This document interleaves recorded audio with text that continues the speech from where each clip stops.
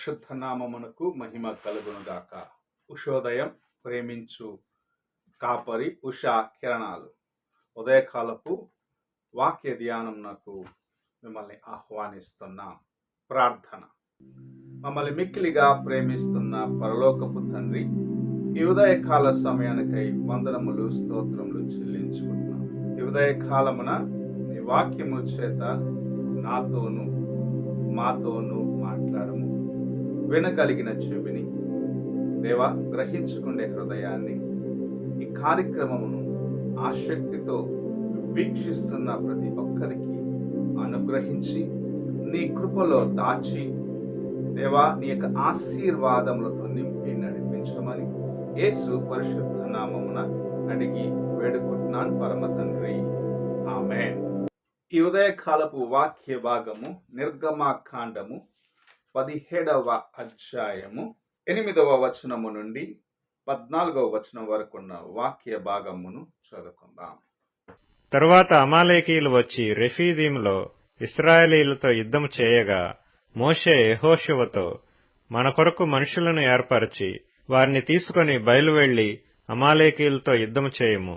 రేపు నేను దేవుని కర్రను చేతపట్టుకొని ఆ కొండ శిఖరం మీద నిలిచెదనెను. యెహోషువ మోషే తనతో చెప్పినట్లు చేసి అమాలేకీయులతో యుద్ధమాడెను. మోషే, అహరోను, హూరు అనువారు ఆ కొండ శిఖరం ఎక్కిరి. మోషే తన చెయ్యి పైకెత్తినప్పుడు ఇశ్రాయేలీయులు గెలిచిరి. మోషే తన చెయ్యి దింపినప్పుడు అమాలేకీయులు గెలిచిరి. మోషే చేతులు బరువెక్కగా వారు ఒక రాయి తీసుకొని వచ్చి అతడు దానిమీద కూర్చుండుటకై దానిమీద వేసిరి. అహరోను, హూరులు ఒకడు ఈ ప్రక్కను ఒకడు ఆ ప్రక్కను అతని చేతులను ఆదుకొనగా అతని చేతులు సూర్యుడు అస్తమించు వరకు నిలకడగా ఉండెను. అట్లు యెహోషువ కత్తివాడి చేత అమాలేకు రాజును అతని జనులను గెలిచెను.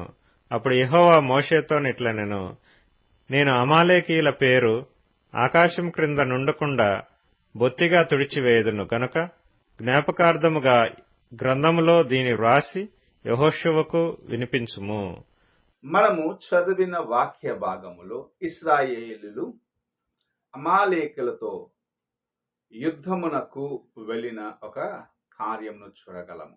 వారు అప్పుడే దేవుని యొక్క కార్యమును చూసినారు. బండలో నుండి నీరు బయటకు ప్రవహించి వారికి సరిపోయినంతగా, వారి యొక్క దాహము తీర్చే దానికి సరిపోయిన అంతగా నీటి ప్రవాహము ఒక బండలో నుండి రావటము చూసినారు. అయినను ఇశ్రాయేలీల్లో అనేక సార్లు అవిశ్వాసము, సనుగుడు, గొనుగుడు ఉంటూనే ఉన్నది.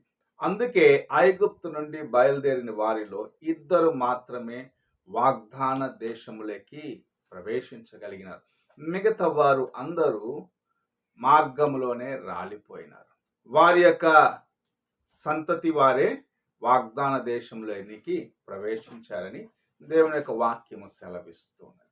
ఇక్కడ ఒక పోరాటము ఇశ్రాయేలీయులకు ముందు ఉన్నది. వారు వెళ్తున్న మార్గములో రెఫీదీం దగ్గరికి వచ్చినప్పుడు అమాలేకీయులు వారికి ఆటంకముగా నిలబడ్డారు. వారితో యుద్ధము చేయవలసిన ఒక పరిస్థితి వచ్చినది. అప్పుడు దేవుని సేవకుడైన మోషే ఒక నిర్ణయం లేకుంటే ఒక సలహా యెహోషువకు ఇవ్వటం చూడగలము.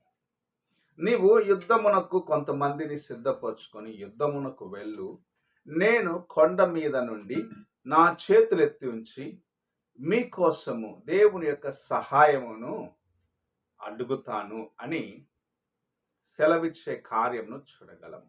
ఇది మనకు నేర్పిస్తున్న మూల పాఠము ఏమిటని మనం చూసినట్లయితే, యుద్ధమునకు వెళ్లే వారికి పెద్దలైన వారు వెనుక నుండి ప్రార్థన సహాయము చేయవలసిన బాధ్యత కలిగిన వారిగా ఉన్నారు. ఒక పోరాటము ఒక జీవితములో ఉన్నది, దాన్ని ఎదుర్కొనేదానికి వారు ప్రయాసపడుతున్నారన్నప్పుడు ఆ ఇంటిలో ఉన్నవారు లేకుంటే సంఘస్థులు అందరూ కలిసి, పెద్దలందరూ కలిసి ఆ పోరాటములో శోధనలో చిక్కుకొని వేదనతో ఉన్న వారి కోసము ప్రార్థన చేసి వారిని ఎత్తి పట్టుకోవాల్సిన ఒక బాధ్యత ఉన్నదాన్ని ప్రభు ఇక్కడ జ్ఞాపకం చేస్తూ ఉన్నాడు. మోషే తన చేతిని ఎత్తి ఉంచినంత వరకు యెహోషువ యుద్ధములో జయించిన వారిగా, ఇశ్రాయేలు యుద్ధములో జయించిన వారిగా ఉన్నారు. అయితే తాను బలహీనుడిగా ఉన్నప్పుడు తన చేతులు ఇంకా ఎత్తి పట్టుకోలేని ఒక పరిస్థితి వచ్చినప్పుడు ఇశ్రాయేలీలు ఓటమిని చూడటం మనం చూస్తున్నాం. అప్పుడు మోషేతో పాటు ఉన్న ఇద్దరు అహరోను హూరులు ఆయనకు సహాయము చేసిన కార్యము మనము ఎరుగుదము. ఇలాగూ నీవు నేను కూడా ఒకరిని ఒకరు ఎత్తి పట్టుకొని ఒక పోరాటములో ఉన్న కుటుంబము కోసము, సమస్యలో ఉన్న వారి కోసము చేతులు ఎత్తి పట్టుకొని ప్రార్థించినప్పుడు, ప్రార్థన చేసే వారితో పాటు కలిసి మనము సహకారముగా ఉన్నప్పుడు ప్రభు వారి పోరాటములో, వారి యొక్క శ్రమలో, వారి యొక్క కష్టములో వారికి విడుదలనిచ్చి జయమునిచ్చేవాడిగా ఉన్నాడు అని మనకు జ్ఞాపకం చేస్తూ ఉన్నాడు. ఈ ఉదయకాల సమయమున దేవుని యొక్క వాక్యం వింటున్న ప్రియ సహోదరుడా, సహోదరి, నీ తోటి సహోదరి కుటుంబములో ఒక సమస్య ఉన్నది అని తెలుసుకొని కూడా నీవు మౌనముగా ఉంటున్నావా? లేకుంటే వారిని ఎత్తి పట్టుకునేదానికి, వారి సమస్యను ఎరిగి, వారి పోరాటమును ఎరిగి, వారి యొక్క కష్టమును ఎరిగి, వారు వెళ్తున్న ఇబ్బందులు ఏమిటో తెలుసుకొని వారి కోసము ప్రార్థన చేసి వారి చేతిని మీరు ఎత్తి పట్టుకునేదానికి, దేవుని యొక్క సహాయమును వారికి అనుగ్రహించడానికి ఆశ కలిగి ఉన్నారా అని ఒక్కసారి మీ హృదయాన్ని పరీక్షించుకోవాలి. ఇక్కడ మోషే ప్రార్థన సహాయము చేసిన వాడిగా ఉన్నాడు. ఆయన వాయు మండలములో నుండి పోరాడుచున్న చీకటి శక్తులను బంధించేదానికి తన చేతులను దేవుని వైపు ఎత్తి ఉంచినాడు. అప్పుడు శారీరకమైన పోరాటము అనగా యుద్ధములో శత్రువు, ఎదుట ఉన్న శత్రువుని జయించేదానికి, పోరాడేదానికి ప్రభు యెహోషువకు సహాయము చేసినాడు. నీవు నీ తోటి సహోదరుని దేవునిలో ఎదుగకుండగా ఆటంకపరిచే కార్యములు, బలవంతుని మొదటగా బంధించేదానికి సహకారం అందించినట్లయితే తాను శరీరముతో పోరాడుతున్న పోరాటమును జయించి దేవుని కొరకు తన జీవితమును నమ్మకముగా కాపాడుకునేదానికి ప్రభు తన కృపను అనుగ్రహిస్తున్నాడని తన యొక్క వాక్యము చేత ఈ ఉదయకాల సమయంలో మనకు జ్ఞాపకం చేస్తున్నాడు. దేవుని యొక్క వాక్యం అంటే ప్రియ సహోదరుడా, సహోదరి, నీవు ఈ దినము నుండి ఇలాంటి ఒక అనుభవంలో ఉండాలని ప్రభు ఆశిస్తూ ఉన్నాడు.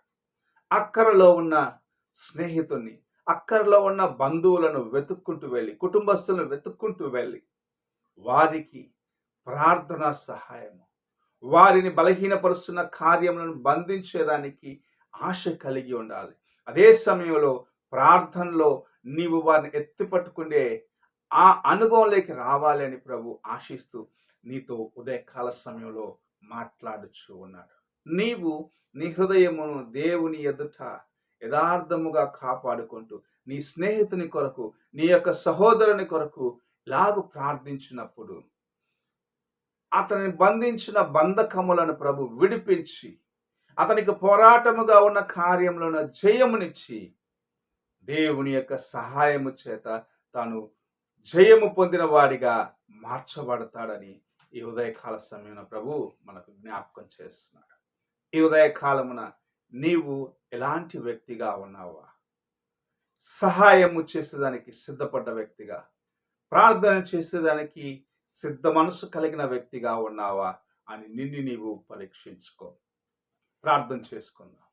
మమ్మల్ని మిక్కిలిగా ప్రేమిస్తున్న పరలోకపు తండ్రి, ఈ ఉదయకాలమున మీరు మాకు అనుగ్రహించిన గొప్ప కృప కొరకు వందనాలు చెల్లించుకుంటాం తండ్రి. మేము బలహీనముగా ఉన్న సహోదరుని కోసం, సహోదరి కోసం ప్రార్థించి వారిని ఎత్తి పట్టుకొని వారిని బంధించి ఉన్న కార్యముల నుండి వారు విడుదల పొందేదానికి మేము కూడా మా వంతు చేయాలన్న కార్యము జ్ఞాపకం చేస్తున్నాం తండ్రి.